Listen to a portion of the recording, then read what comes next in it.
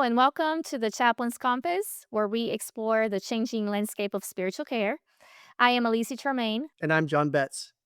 Well, today we're exploring a topic that is shaping the next generation of spiritual care: team based spirituality.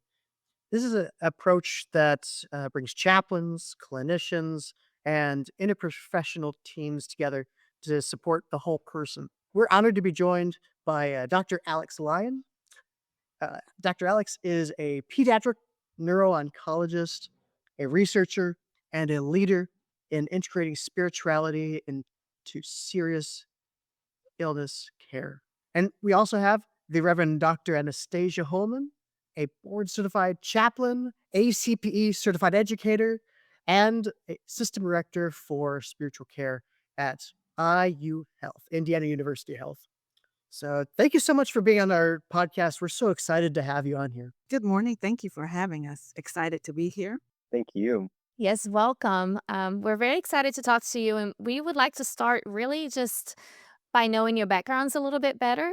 We are curious about how each of you came to the work of spiritual care in healthcare and in serious illness, and also how you personally arrived at your role today. So maybe start with you, Anastasia. What led you into chaplaincy education? So, what led me into chaplaincy education? Um, I started off in business and HR, and then after accepting my call to ministry, I did my first unit of CPE while I was in seminary. And even after he's our corporate chaplain now, Joe Colquitt said, "You would make a wonderful chaplain." I said, "Absolutely not." I had my own vision of what ministry would look like. When I accepted my call, I heard teach and preach.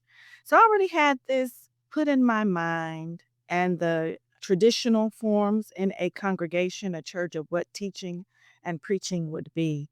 I worked for the Christian Church Disciples of Christ for a while as the minister of reconciliation. And while there, I was a part-time admin assistant. And I have nothing against admin assistants. And yet, while I was sitting there, I was being called to something else. And so I said, where can I go to still discern this teaching and preaching? And I was led to a chaplain residency program at a different healthcare system in Indianapolis.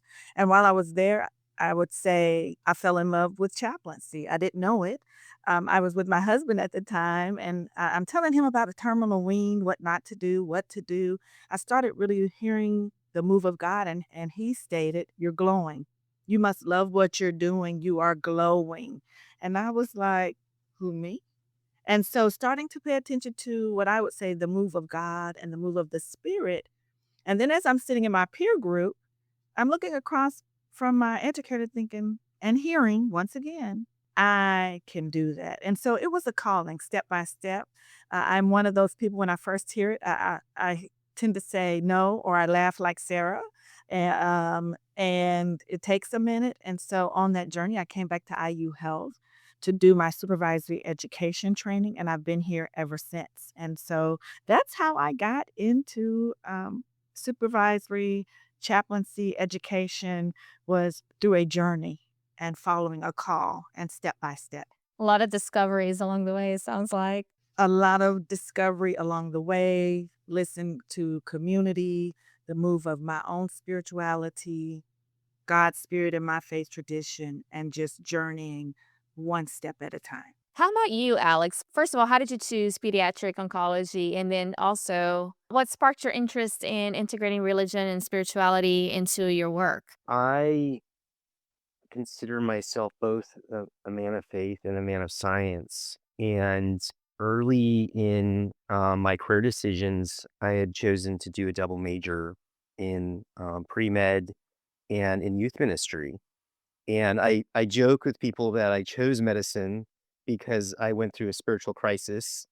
Um, and it really was in the practice of taking care of children that many of the things that are so complex that they might burn out people in ministry or cause them to be distracted, it called things into focus for me and reminded me what it really means to care for human beings and to love them well.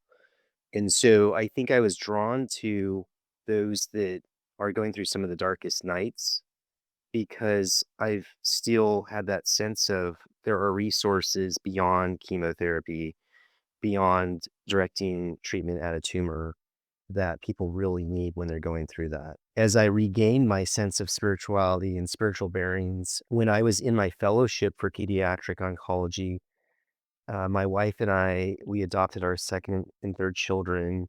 My youngest, my daughter, Kinsley, got really sick and was in our own pediatric intensive care unit for about a month. And that's when I recognized how much my own spiritual resources, the resources of my family, the spiritual resources of our faith community really came into play in coping with going through that, making decisions, and also connecting with our team around us at work.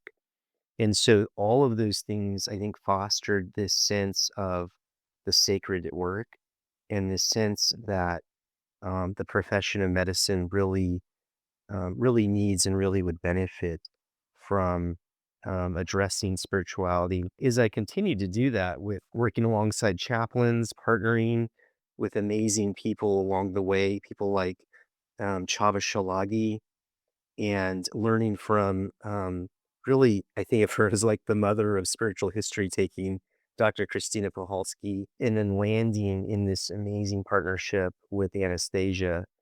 I've seen over and over again times that my patients and their parents or caregivers, they really need this to be addressed. And there's a kind of spiritual distress, whether or not the patient's going to be cured, whatever is happening, from a medical, biologic standpoint, there's this invisible realm that people really need to have presence with. Thanks for sharing that. I love the idea of uh, the youth ministry with the medicine and uh, having worked in pediatric chaplaincy for a little bit over at Cincinnati Children's, the fact that play a lot of times is healthy medicine with peds. I love that. That's wonderful.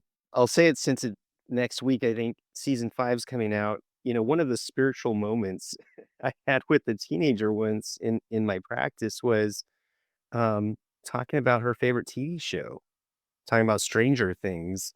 Um, and there was like this bond that formed, every time she would come for chemotherapy, we would talk about the latest episode or whatever. I think that's maybe a surprise for some people that that too is spiritual to be able to connect at that level. Going with what you've been doing, what is the phrase that team-based spirituality, what does it mean to you both? And how do you define that? So, Alex, if you will start, and I kind of have something to add. Yeah, I think that team-based spirituality builds upon things that have been spoken already about interprofessional spiritual care, that there are spiritual care specialists, the chaplains, who many don't realize just how much training there is and just how much the vast depth of knowledge coming to understand that chaplain care is more than only religious care. It's both religious as well as for those who are not religious. And then recognizing that just like any body system, as a physician, I may not be a cardiologist or a gastroenterologist, but I need to know something general about all of the body systems so that if there is some dysfunction, some level of distress in that area of the person, I can um, do what I need to do in a kind of first aid setting, but then refer to the specialist. I think what we've expanded upon, though, is that this is patient centered and spirituality is a resource for the team itself. And this came out of some of our research in previous interprofessional settings that we have found as team members are learning to take good care of the patient, address spiritual distress, we naturally start to reflect on our own spiritual needs. And we naturally start to think about what are our own spiritual resources, and it normalizes talking about spirituality within the team, and that creates a more open environment to talk about spirituality. amongst people at work. Do you think that's more needed now or just as before and we just didn't realize it? What changes are you seeing in healthcare settings or systems that are causing people to look beyond the chaplain for this kind of work? Yeah, Anastasia, you might be able to speak to this with some of the bandwidth and some of the additional. I mean, I'm hearing it all the time, how many times chaplains are needed with also some scarce resources. You want to mention that as well as more about team-based spirituality? For me, team-based spirituality is we've already mentioned center approach to focus, center approach to for our team members as well, not just for the patient. And so it's beginning with the whole person, care for the team, and then eventually to the patient. Alex said it is a space to allow a person to really begin to look at their own spirituality and how it shows up in the space. And what I've learned as a scholar practitioner, that if I'm not willing to look at my own spirituality, I will not make space for anyone else's spirituality. So just thinking of team-based spirituality.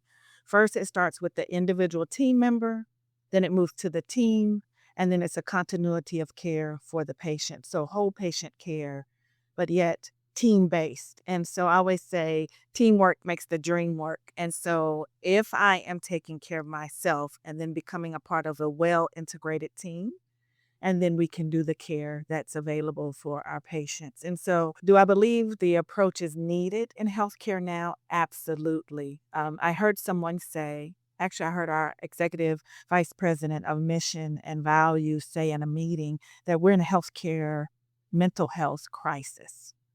And so just thinking about whole person care and starting, not leaving off the spirituality, it's mind, body, and spirit. And so they are all integrated and connected. And so it is needed in healthcare settings. I can see this being transformational because once I'm attuned to what helps me become whole and well, I can help others become whole and well. And the chaplain is a part of that. The specialists are a part of that. And walking alongside the generalists to make sure that we're not missing anything as a team or with our patients. And so, yes, it is much needed in healthcare right now. Gosh, Anastasia, that sounds a lot like CPE, teaching people self-reflection. That's the lens that I'm always looking through. How can we do some action, reflection, new action? And how can we look for the gaps in the spaces that keep us, in my terminology, to the margins, bound, not functioning in our well-being? So what do we need to do to help others begin to tap into what's most meaningful for them to kind of bridge the gap? So can you walk us through the components of this curriculum that you all have designed? Who participates? How do you recruit folks? What are the key modules? Like, just tell us a little bit about how that works. One thing to maybe just start out by saying is we approached the curriculum with the idea that the medium is the message. We eschewed um, technology online initially, and in the curriculum is essentially a book that can be read together as a team. And there are reflection questions embedded in it. I think part of this was the influence of one of our partners, Rabbi Bruce Pfeffer, a chaplain who taught us about the Havruta method in the Jewish tradition, that you read a text together, reflect on it together, and that it stems from the word for friendship. And you think about, um, that engagement question that some people hate, do you have a best friend at work? On a positive way to say it, like, I think a lot of people at work want to have other friends, people that they can actually express their spiritual needs to, or even share what has helped them spiritually today. In order to do that, the curriculum goes through what is spirituality and what are the distinctions, what are the connections with religious faith, and just acknowledging the different ways that different people, not only in between spiritual backgrounds, but also within even one tradition, may have vastly different ways that they have approached meaning and purpose and in connection to the transcendent. We've also thought about how spirituality and spiritual practices may differ geographically. This was developed with initially um, the passion for our own state, our own healthcare system, and so there's a chapter looking at what is the breakdown of how people identify within our state. And as we develop this further to be applicable to others, I think there's going to be some reflection questions on here's some, whether it's Pew studies or outside resources, what are the things that are, particular to your state, to your geography? What are the differences you see? Who are the people that you serve? From there, there's a lot about what the chaplain does. There's an expansive chapter on that, which I'll share one story. As we were putting on the initial facilitator training for the curriculum, that one of the chaplains came out of it and said, I cannot remember a time that I have felt so validated and so valued to hear within a group just a celebration of like all that I have done to train and to be educated as a chaplain. And I think that that security is really important in an interprofessional setting because as you have a generalist learning some of the, in a sense, low hanging fruit, things that anybody could learn, there has to be this sense that we're doing this to be partners, and there's not going to be any risk to your own profession. If anything, this is going to build it. We've had some instances where teams going and taking this curriculum have actually used it to advocate for more FTE in chaplaincy. When people know what we're doing, then they're more likely to use us. They're more likely to, didn't mean to interrupt you, but yeah, I found the same thing. That's, about midway through or a little bit before midway through the curriculum. In reference to spiritual history taking, we use the spiritual care assessment intervention, which was developed by my mentor, Dr. Lexi Torkey, and her colleagues here at IU Health. And the distinction with, what is the full spiritual assessment that a chaplain is going to do. One of the distinctions is number one, there's going to be less questions. There might be just one or two used by a physician or a nurse, social worker, psychologist. But the second is also recognizing when spiritual distress that is discerned is simple or complex. And there's, a simple spiritual distress that sometimes is just giving silence, like providing silence and not continuing to speak. As a physician, that's hard to teach. I think there's a lot of research on that. How many words do we speak in a setting, and how many times we accidentally will interrupt patients. And it could be that the answer is not teaching a physician to just listen well. It may be the answer is teaching a physician to see their interview process as part of spiritual care, that you are actually doing generalist spiritual care. And when you're focused on spirit, on spiritual resources, spiritual distress, that's when it's going to be natural to have times of silence. So I love this concept of reading a book together and discussing it. But I'm wondering, first of all, how do you get people in healthcare to have the time to do that? And second, who is coming to this? Who participates and how do you get them there? We had our first train the trainer. We actually asked the chaplains to invite a clinician or a partner from their unit to come to the train the trainer. We were in this large room, full to capacity. Alex, how many people would you say we had in our first train the trainer? I think there were over 60. 60 um, pairs that came. And so it was a chaplain and their partner on the unit as part of the team to take it back to the team. And we sat there for 2 days. And actually, read through the curriculum. So we modeled what it would, our intentions and what it would be like.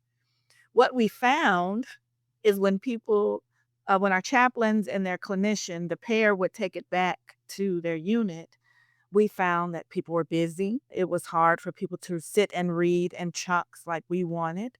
We had some people say, that doesn't work for us. PowerPoints got introduced. And so we had one team that did their own PowerPoint. So we added that to the curriculum. So then we started spreading the word.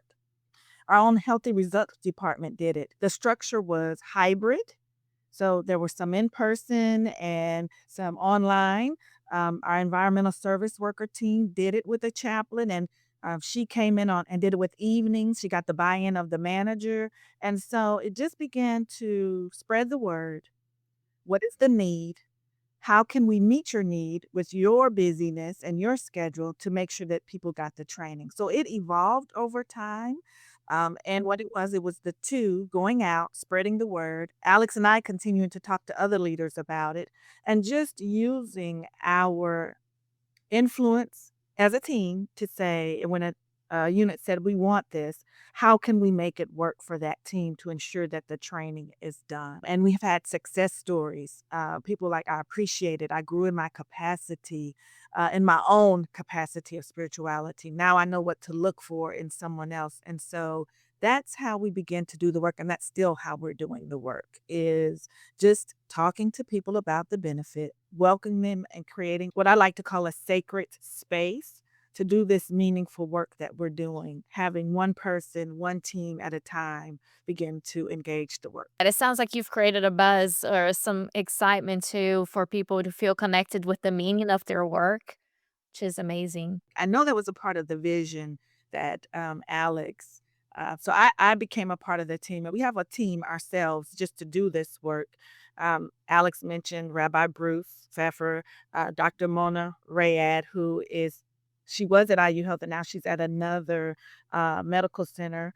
The VP of Spiritual Care, Jay Foster, one of our colleagues, the director of chaplaincy for the AHC, Reverend Dr. Vern Farnham, our research chaplain, Shelley Varner Perez.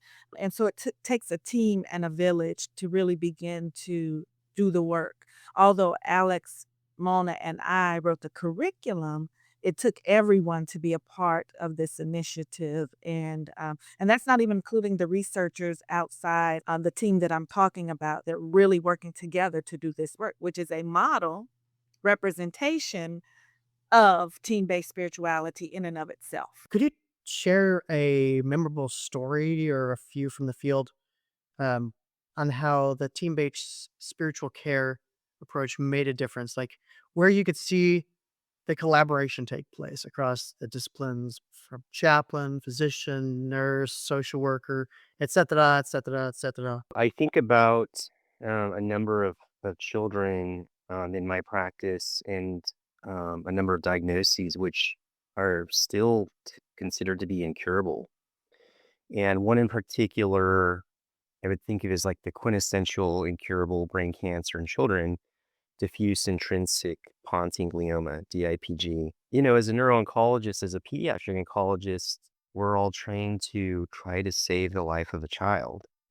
And when we have a patient that you're not going to be able to cure them, how do you approach their care and what are you focused on? These were questions that had come up as we had had some initial trainings early on, not only within oncology, but with neurosurgery. Sometimes families will come and say, we're praying for a miracle. And for some physicians, many physicians, that's a scary statement. How do I stay in the space with the family that has their eye on something that's very different than what I can see with the science of medicine? And how do I stay with them? How do I walk alongside them? One time a family member had made the statement, I feel like I'm losing my faith because this isn't what we were praying for. This, sharing the bad news that this is a incurable brain cancer. And I remember the neurosurgeon who had done some of the training. He made this statement to the family member. After a moment of silence, there was silence. And then he said, maybe maybe your faith is still valid. Maybe this is not invalidating it. Anyone would struggle. And, we just asked a little bit more. And then eventually I said, we have a team member, their entire specialty is around sitting with people who are struggling with these kinds of questions. Would it be okay if we invite, um, our team member who's a chaplain? That I recommend this. I think it will help you. And they said yes.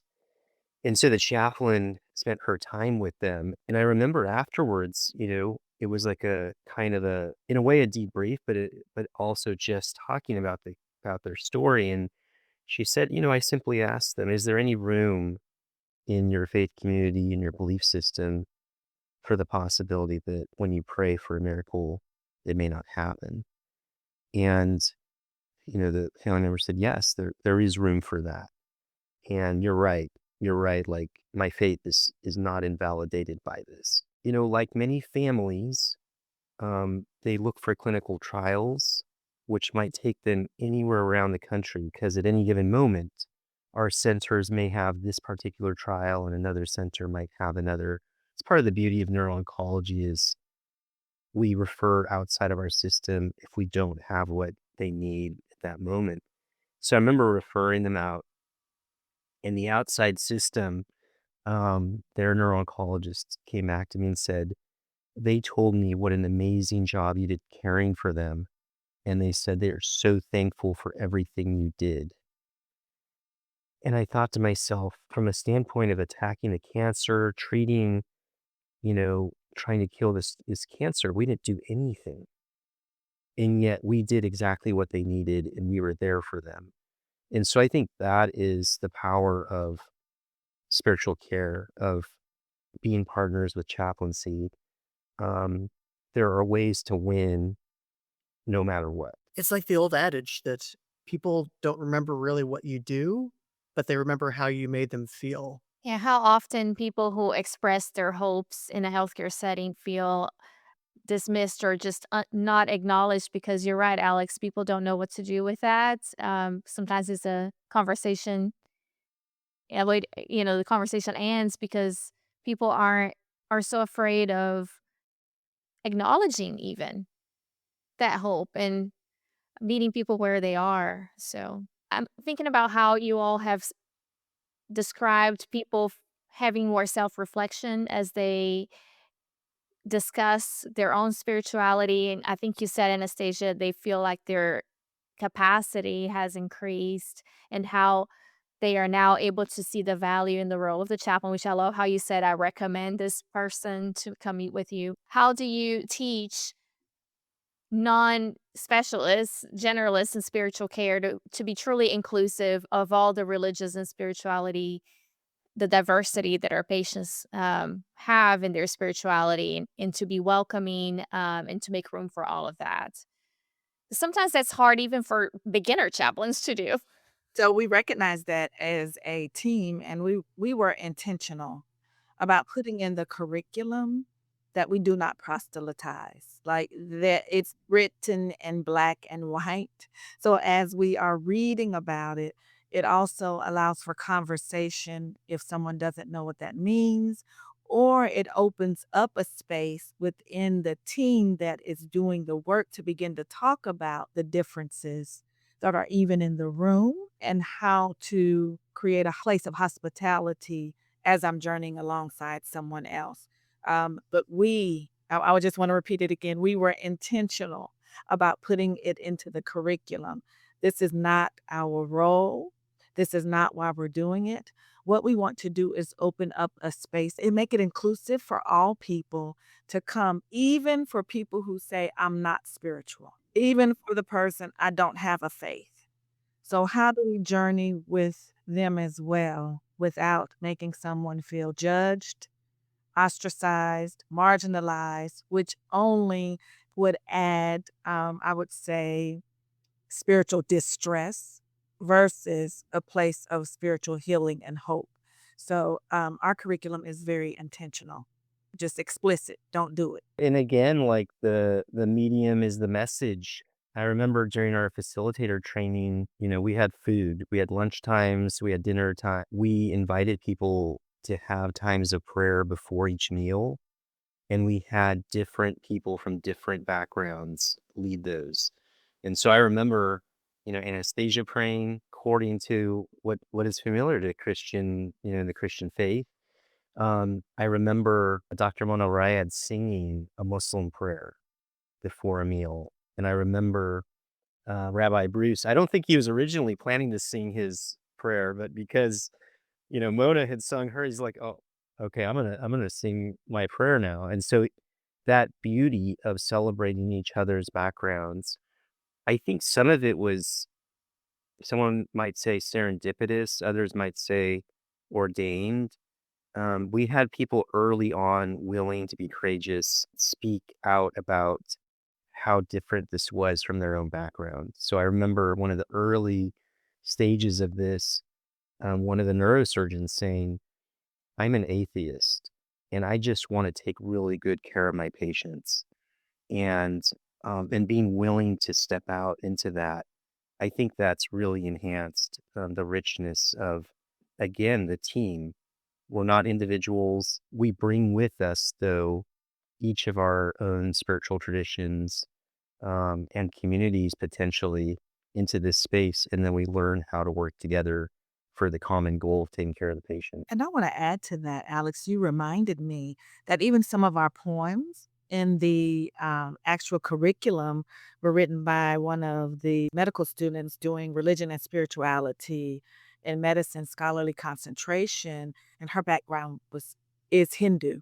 Um, and so just the poems and different voices that are actually in the curriculum also model the inclusive model of care and compassion that we hope to bring with team-based spirituality. And another way to model, all are welcome. I'm Methodist, and so all are welcomed at the table. Like all are welcome. And so I would say team-based spirituality is that model. All are welcome to feast off of the goodness, hopefully will transform people to really begin to say, I can show up with my full self to do this work, and I can allow my team members and my patients to show up with their full selves. Well, I think, for a lot of people who feel the need to proselytize, it's almost like they feel that we need to bring something to that person is hurting, and I have some kind of answer. But when you show the gifts in all of us that are already present and you're able to recognize that, I can see how people are able to take a step back and pause and affirm what's already in that person. That's beautiful. How do they take the role? Are they the go-to spiritual specialists? Uh, how do they partner with the overall team? What is their role? So as we wrote the curriculum, um, and I don't want to speak for Alex, and yet we work so well together. I know that the idea was to highlight the chaplain.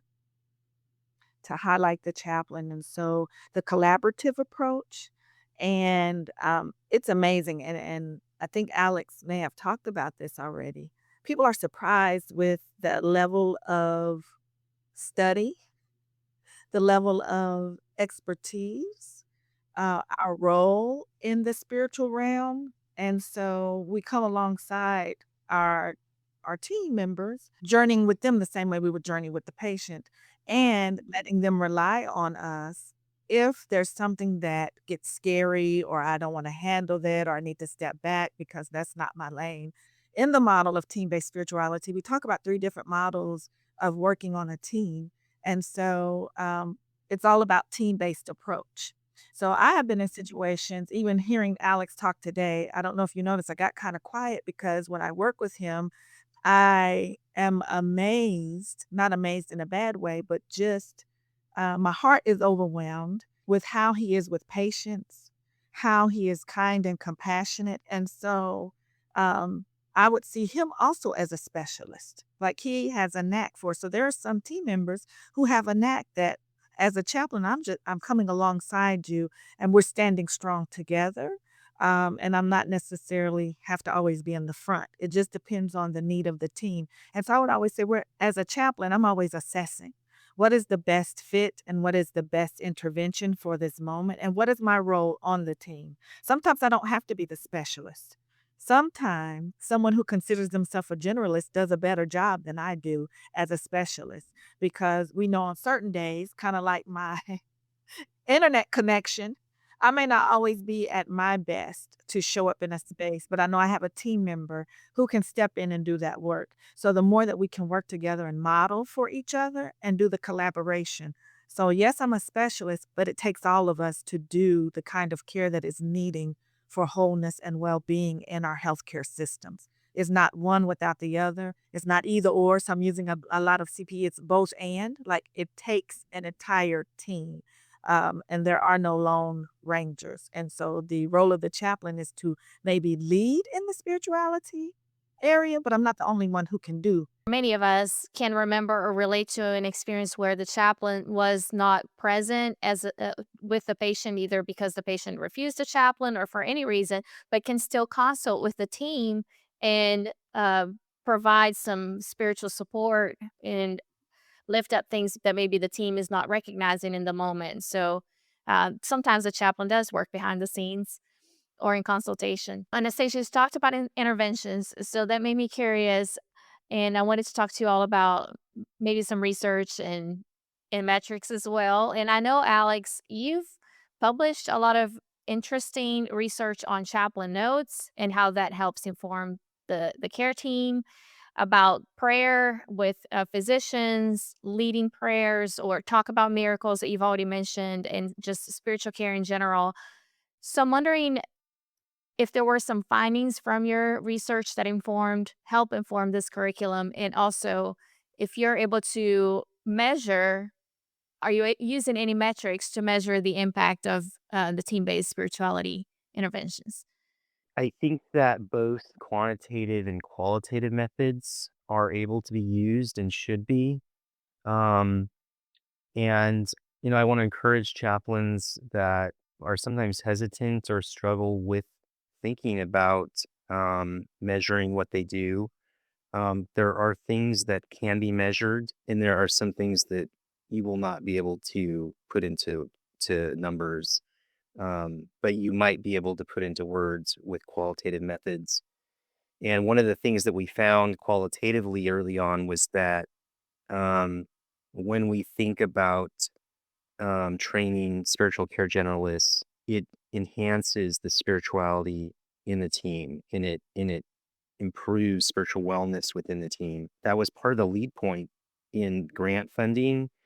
The system was looking for, how do we enhance the wellness of team members in such a way that it's not an add-on. There's many programs, wellness programs, employee assistance programs, but they're outside of the flow of medicine, the flow of daily care. And we think the way to enhance the wellness of team members is to teach them to address the spiritual needs of patients, because you are in the process of taking care of the patient, recognizing that invisible space that cannot be measured. And that's where you're going to start to focus on things outside of simply, how many line infections do you have? What are the patient outcomes? Does the patient live? Does the patient die? And you start to recognize there is so much more to medicine than what can be measured. And so I think that both the quantitative and qualitative methods are needed. One of the challenges, I think, is going to be, how do you capture spiritual health in a measurement tool? And is it possible that there are things that are spiritually healthy that may not look like the outcome a healthcare system would want? Might it be good for a person to leave their healthcare system as their spiritual development? Could it be that a person is not producing the highest relative value units, RVUs, in the healthcare system, having more and more patients, capturing market share? It could be that as you think about spiritual wellness, And if the C-suite and others in management would actually look at this carefully, spiritual health may change the way healthcare systems look at what is success in the marketplace. Alex, so I got quiet because I'm like, preach. I mean, that right there. I know. I was like, "Can you say that again?" Well, when Anastasia and Mona and I are writing this text, there's a chapter on spiritual wellness, but also leadership in opening space, right? We think about the heterogeneity we've seen in our own healthcare system, and we think is probably there in all of the healthcare systems, that there are certain spaces in the hospital or clinics where chaplains feel more welcome and other places where they don't feel as welcome. Similarly, there are areas of the hospital systems and clinic systems where spirituality programs are going to be taken up more easily. And part of what, might be actually closing in, you think about space opening or closing, there are certain things that are dysfunctions within American healthcare that need to be called out. And so even in our spiritual wellness chapter, we talk about systemic issues of spiritual dysfunction. And some of those include things like greed and dysfunctional competition, which is why, for us, when we've had team members that have left the system and gone elsewhere, we've actually felt like this work has synergized and built up. And it was a surprise to us that that happened. And it reminded us, um, multiple systems could be working together on this kind of a thing. And it might take a profession which has made, in some ways, less money for systems, and sometimes is at the most risk of, when the bottom line is getting tight, having the pressures on them. It might take something like the profession of chaplaincy to remind people that everybody across systems are actually working towards the common goal of taking care of people. And I couldn't have said it better myself. And I was think as you're saying that, what came to me, there is no competition. When you were saying going outside of a system, there is no competition, but that leads to a wider footprint and actually more doors being opened in other healthcare systems to do this type of work. And so while it may have started at IU Health, um, and we are proud that it started at IU Health, we our dream is that it would spread across systems to begin to do what Alex has talked about is dismantling some of the systemic oppressions that keep people from being well. And if that is the outcome of healthcare or moving towards wellness, then part of spirituality has to be a part of that. So, what lessons have you all learned about scaling this system wide?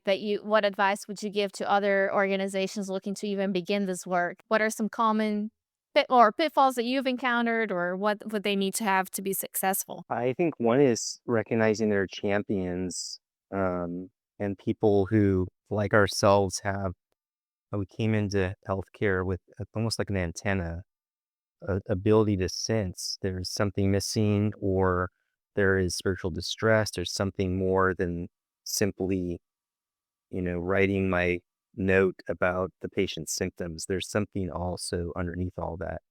And so finding those champions, spreading a wide net.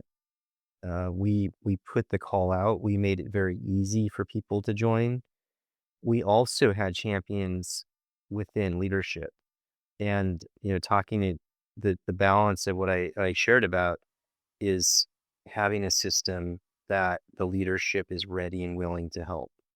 And so at our first facilitator training, we had two vice presidents of the system present with us.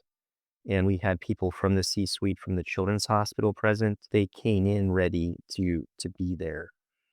I think that another thing we've seen is be willing to release what you've written and be willing for other people to adapt it according to their needs. Some people took the curriculum that we were like, oh, this is a book.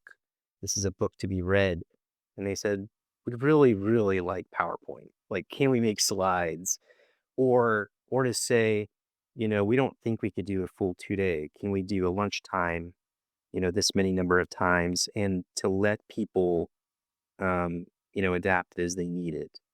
I think there's a stability in the substance of it that it doesn't change the core substance of it by letting them use it as they need it in their particular setting. I was gonna say the same thing, learn how to pivot and be flexible. Also sponsorship, collaboration, um, also checking in with self. What is my goal, priority? Am I doing this for self? Am I doing this to ensure that people are becoming well? And also, Alex is so gracious and kind. When they would come, people would come and say, I want to do a PowerPoint. I'm like, no, it's a book. He didn't know I was thinking that way because I never said it. He would lead, and we'd be like, no, they can do that if they like. And I was like, what? No, this is how we set it up. So not be so rigid. Remember I told you somebody said, you should be a chaplain. I said, no. Like, no, it's a book. It's a book. Get to read it. Um, and then even doing hybrid. So there was some chapters, when I was with a trainer, they preferred PowerPoint. So when they did their section, they would, PowerPoint. When it was my turn, we would switch over and read. So showing that working once again, modeling how to work as a team. Letting go of the outcome, I think is the other thing I would say. Um, we started off, we said, oh, we're going to have 25 teams trained. Well, working in a healthcare systems happen. It does what it does. Systems do what they do. We had to scale down our goal for the first year as we were training. So being able to pivot when things don't work out the way we hope, and then coming up, looking at the gaps, and then changing the process and the trajectory of where we will go the next time. And so that's what we've been doing. For those that are starting out, um, I also want to encourage you just thinking about that idea of scaling down. I mean, that's the opposite of what systems are looking to do, right? They're looking for reach, they're looking for scaling up. But there's this quote, it's often attributed to Oscar Romero that I wanted to share, and it's encouraged me. It says, no statement says all that could be said. No program accomplishes the whole mission. No set of goals and objective includes everything. This is what we're about. We plant the seeds that one day will grow. We water the seeds already planted, knowing that they hold future promise. We lay foundations that will need further development. We provide seed that produces effects far beyond our capabilities. We cannot do everything, and there is a sense of liberation in realizing that. This enables us to do something and to do it well. It may be incomplete, but it is a beginning, a step along the way, an opportunity for grace to enter and do the rest. We may never see the end results, but that is the difference between the master builder and the worker. We are workers, not master builders. To paraphrase, we are team members, not messiahs. We are prophets of a future not our own. Just as I am without a How could we just keep on going after that? I love that. That's wonderful. Well, Alex, I really want to thank you for seeing the value of chaplaincy and spiritual care and writing about it, publishing about it. I think that's such a contribution to our field, to our vocation. I'm truly personally thankful for that. And I'm also wondering if you could choose one big question for the field of spiritual care in medicine or healthcare to answer in the next decade. What would that be? Well, I'll speak from my own faith tradition and share something I see on the horizon and is already here, which is there are more and more Christians who believe miracles are being done today. And I think that a big question for physicians in the future and right now is going to be what can medicine learn from the theology of miracles? And I think that some of those questions are going to need theologians from diverse traditions to look at what are the different ways people believe in miracles or miracle healing, and how does that influence the way that they interact with healthcare? And in turn, what can we do to understand that better so that physicians are not caught in the headlights? And I believe that it's going to require a deeper partnership with chaplaincy, who are often, in a sense, the interpreters between communities and cultures, and often have the theological foundation to be able to ask some of these questions in a way that maybe some physicians don't have that background, and that is going to also point to some of the work I think Anastasia has done in a few different systems around partnerships between chaplains and congregations with things like congregational care network. So, Alex, after all of this, I love hearing a lot of what you've been doing. What is giving you life these days? I have some spiritual practices that help me as a neuro-oncologist. I have a particular spot in my closet that's like my prayer spot. And, in a contrast to maybe some ways of praying that are asking for things, speaking, filling the space with words, I often will just sit and meditate on how much God loves me. And that causes just tension throughout my body, the wounds, the burdens I've bared as I've walked alongside families to release those. Um, I think the other part of it, again, like thinking about fun, working with children. My wife and I spend a lot of time with our children, and each one has unique gifts and things that are just fun, right? So my oldest son, he has a metal band, and so I go with him to metal concerts. I enjoy going to his concerts, his gigs, as he would call them. My younger son is an athlete, so I get to go to his basketball games, his football games. I do not say 6'7" at his basketball games. Um, I have my boundaries. Um, and then my daughter, she is a kid after my own heart. I love comic books, always have since I was a child. She's a comic book fan, an X-Men fan. And then lately, of all things, she got into this cartoon that was like one of my favorites from the 1980s, Thundercats. And so that's what we've been watching lately. So, wow. Okay.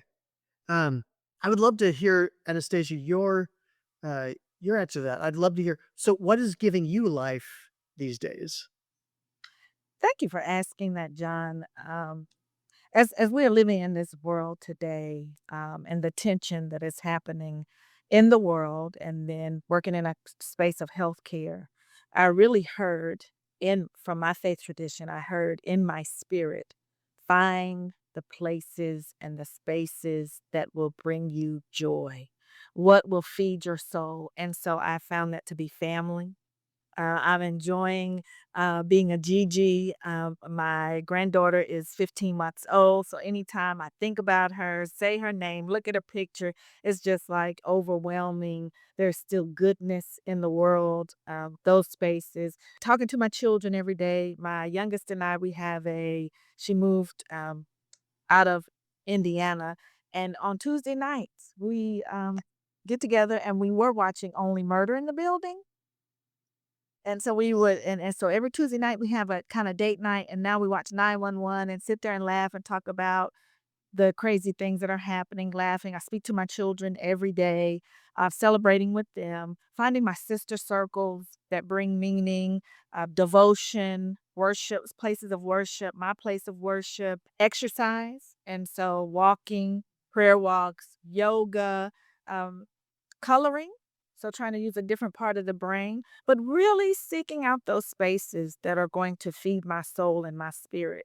I'm being mindful of where I'm spending my energy, and if it is causing harm, I remove myself. So I'll say even, I was probably a CNN. It was popping on my phone. I stopped all of that. I engage where I want to engage now versus allowing it to saturate me. So really being intentional about rest also. Rest is resistant. Read that book and just starting to incorporate more rest into my life. So those are some things that I'm really trying to be mindful of my spirit. And I'm recognizing also in this season that the same thing that worked before may not be working now. So being open to other spiritual disciplines to make sure that I'm staying refreshed and renewed. I have one sister circle. We all graduated from seminary together. We've been doing morning prayers.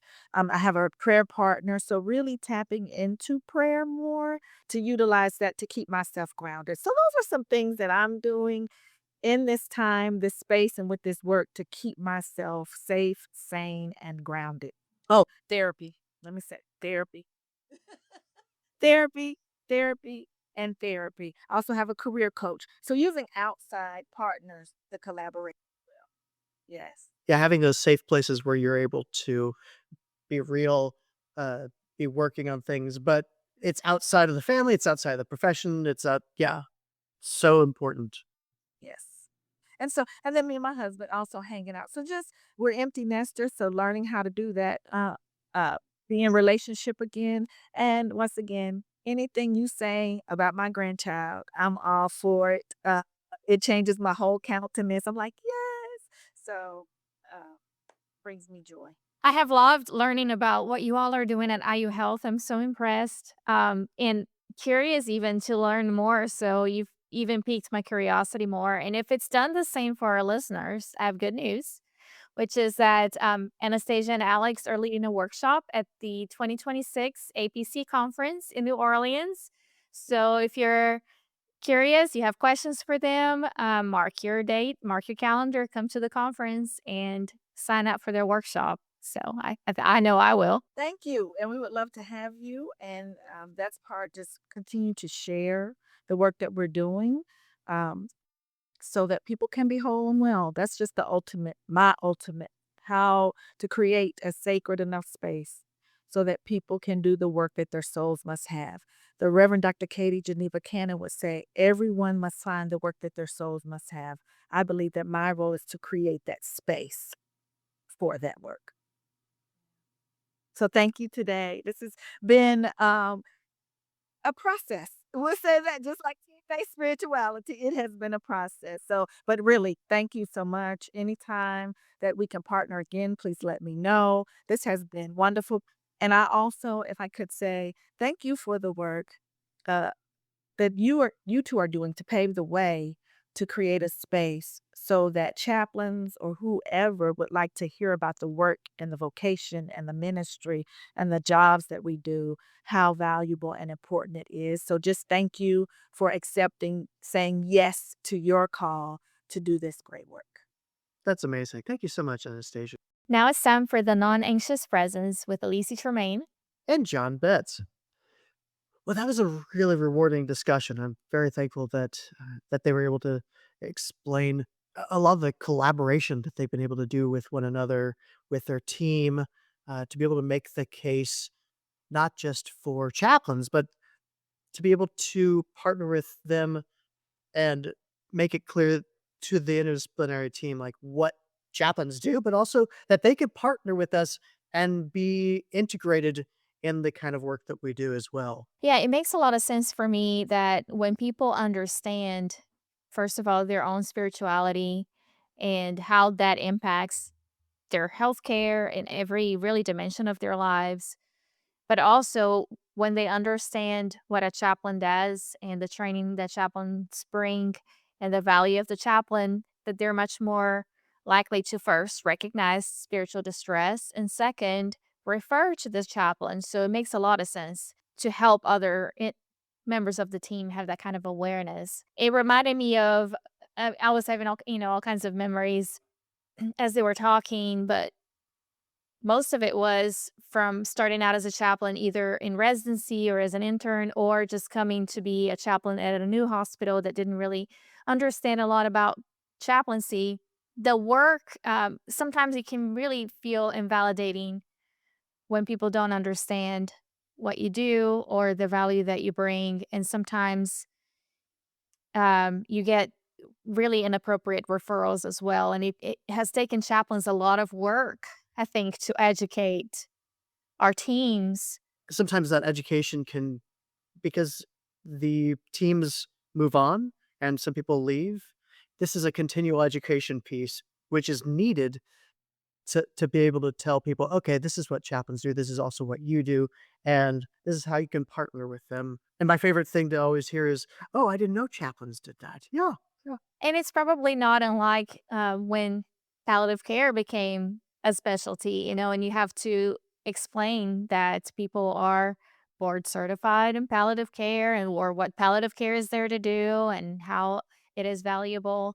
So we're not the only ones fighting those battles, but right, yeah. No, but it's a never-ending battle. I also liked how, this spirituality, team-based spirituality is a resource for the team's well-being, and how that's really been the focus of their grant. I don't think I understood that to begin with, that, it is about providing better patient care and caring for the whole person, but it's really from the lens of, this is going to help our team's well-being and resilience and being connected with their work, but also building their capacity, as they said, which is, again, makes a lot of sense and it's beautiful.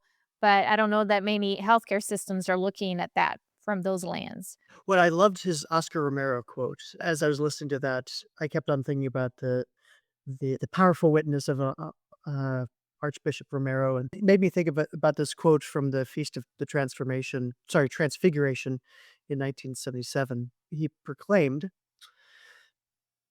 "Beautiful is the moment in which we understand that we are no longer individuals, but one body, united in our hope and in our struggle. God calls us not to isolation, but to communion, and it is together that we discover the courage to heal the pain of the world." I love how at Chaplin's Compass, we try to hold this truth close, that spiritual care belongs and begins with a clinician's own spirit and flows outward into the widening circles, into the team, the patient, and across the entire health system. And here, Romero reminds us that we're one body. We are united in hope for the real work of holistic healing because we're not just bodies. Um, and we don't enter this calling alone and walk into it like communion with our colleagues, our patients, and the transcendent one who gives us courage. So I love it. And I love how Alex put it, we're team members, not messiahs. Well, that's a great way to end. Thank you all for listening. Please share this episode with your friends, and we hope to join us again. Have a good day.